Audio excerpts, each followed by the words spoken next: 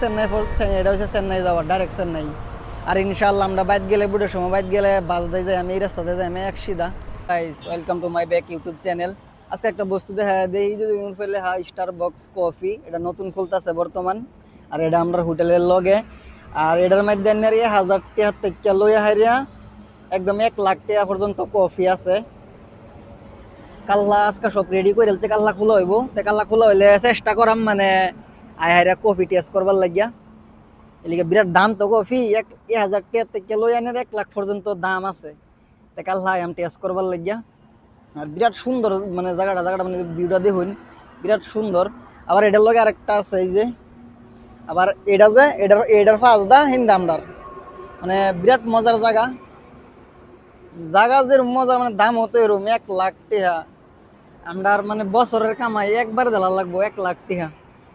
আর যেটা নাকি আমরা এটা খুলতেছে, আমরা বেকারি খুলতেছে, আমরা বেকারির মধ্যে এরকম দাম হইতো না, এরকম 30 টাকা থেকে লইয়া এরকম 70 টাকা পর্যন্ত দাম হইব। আর আমরা রেস্টুরেন্টের নাম হয়েছে সারবানা ভবন। আর বেকারির নাম মেদ কি দেয়, বেকারির নাম মনে ইয়া হয়েছে না।